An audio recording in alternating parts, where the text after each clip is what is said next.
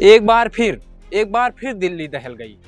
देश की राजधानी, वो हिंदुस्तान की शान जिसे आज़ाद भारत की राजधानी बनाया गया था। आज शाम उस दिल्ली में ठीक लाल किले के सामने इतिहास के उसी गवाह के पास एक ऐसा धमाका हुआ जिसने पूरी दिल्ली को हिला कर रख दिया। समय था शाम 6:55। Lal Qila metro station gate, जहां रोजाना हजारों लोग आते जाते हैं, जहां आम आदमी अपनी रोजी रोटी के लिए गुजारा करता है, वहीं खड़ी एक इको कार में इतना बड़ा धमाका हुआ कि 5-6 गाड़ियों के पुरखे उड़ गए। ये सिर्फ आंकड़े नहीं हैं, ये 8 परिवारों की तबाही है। ये 8 लोग जो आज सुबह अपने घर से निकले थे।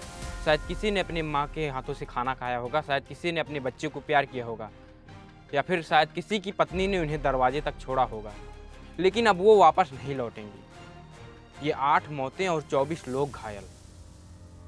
और देखिए संयोग कि आज ही सुबह फरीदाबाद में 2900 किलो अमोनियम नाइट्रेट बरामद हुआ था। 2900 किलो। क्या आप जानते हैं कि ये कितना खतरनाक होता है? ये वही केमिकल है जिसने पूरी मुंबई को एक बार तबाह किया था, जिसने पूरी मुंबई को एक बार हिलाया था, पूरी दिल्ली को भी एक बार हिलाया था, और आज फिर। लेकिन सवाल उठता है कि क्या महज यह संजोग था या कोई बड़ी साजिश थी? लाल किला, जहां पर हर 15 अगस्त को प्रधानमंत्री देश को संबोधित करते हैं, जो भारत की आन मान और शान है, उसके ठीक सामने इस तरह का धमाका होता है कि पूरी दिल्ली हिल जाती है। पहले आप ये वीडियोस देखिए।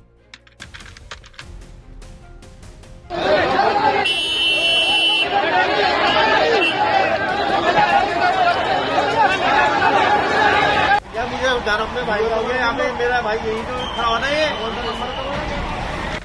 शायद अब आपको अनुमान होगा कि लोग कितनी बुरी तरीके से चीख रहे हैं, कितनी बुरी तरीके से चिल्ला रहे हैं। अब वाकई यह लग रहा है कि यह धमाका बहुत तेजी से हुआ होगा। पूरी दिल्ली आज डर के मारे कांप रही है। दिल्ली की स्पेशल पुलिस जांच में जुट गई है, फॉरेंसिक टीम सबूत जुटा रही है, लेकिन सवाल यही है कि आखिर सुरक्षा व्यवस्था कहाँ थी पहले? चश्मदीदों ने बताया कि हम सड़क पार कर रहे थे, लेकिन अचानक इतना तेज धमाका हुआ कि धुआं दिखने लगा चारों तरफ। लोग चीखते हुए इधर उधर भागने लगे। आसपास की दुकानों के शीशे टूट गए, स्ट्रीट लाइटें धराशायी हो गई, और बीच में लाशें लहूलुहान शरीर के साथ चीखती रोती आवाजों के साथ पड़ी रही। मांस के टुकड़े इधर उधर बिखरे रहे। पूरी दिल्ली में हाई अलर्ट कर दिया गया है, मुंबई में भी हाई अलर्ट कर दिया है, लेकिन अलर्ट धमाके से पहले क्यों नहीं था? जब फरीदाबाद में इतना बड़ा विस्फोटक मिला था, तब पूरी दिल्ली में इतनी कड़ी सुरक्षा क्यों नहीं की गई? अभी ये साफ नहीं है कि ये सीएनजी लीकेज था, या फिर किसी तकनीकी खराबी का नतीजा था, या फिर कोई योजनाबद्ध साजिश थी।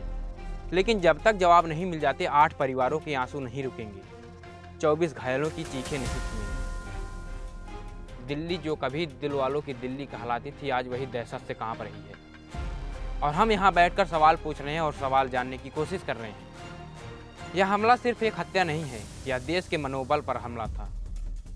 2 रिक्शा चालक परिवार के इकलौते कमाने वाले थे। एक मेट्रो के स्टाफ 3 बच्चों की मां थी। दुकानदार जो छोटे कारोबारी थे, जो अपना घर चला रहे थे।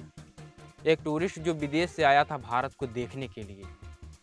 3 युवा जो किसी के भाई थे, किसी के दोस्त थे। यह सिर्फ आंकड़े नहीं है, यह जिंदगियां हैं, सपने हैं जो एक पल में खत्म हो चुकी हैं। आज 9 घरों में अंधेरा है, 14 परिवार अस्पताल के बाहर रो रहे हैं, और लाखों दिल्ली वासी डर में जी रहे हैं। इस धमाके से दिल्ली में हाई अलर्ट जारी है, यूपी में रेड लाइट अलर्ट जारी है, पंजाब हरियाणा बॉर्डर सील्ड कर दिए गए हैं, सभी मेट्रो स्टेशन पर एक्स्ट्रा चेकिंग जारी रखी गई है। अयोध्या राम मंदिर पर कमांडो तैनात है, काशी विश्वनाथ मंदिर पर एनएसजी तैनात हैं, अमृतसर गोल्डन टेम्पल पर विशेष निगरानी की जा रही है। दिल्ली के सभी मंदिर, मस्जिद, गुरुद्वारों पर सिक्योरिटी बढ़ाई गई है। लोग घरों से निकलने से पहले डर रहे हैं। अब आते हैं उस असली मुद्दे पर जो सुरक्षा की लापरवाही के कारण हुआ है। सुबह टेरर महडूल पकड़ा गया, अलर्ट जारी हुआ, फिर भी शाम को धमाका हुआ। शायद यह तकनीकी खराबी भी हो सकती है, या फिर यह एक बहुत बड़ी साजिश भी हो सकती है। जब तक पूरा मामला सामने नहीं आ जाता, तब तक आप जुड़िए इंडियन टीवी न्यूज़ नेशन के साथ। जय हिंद, जय भारत, नमस्कार।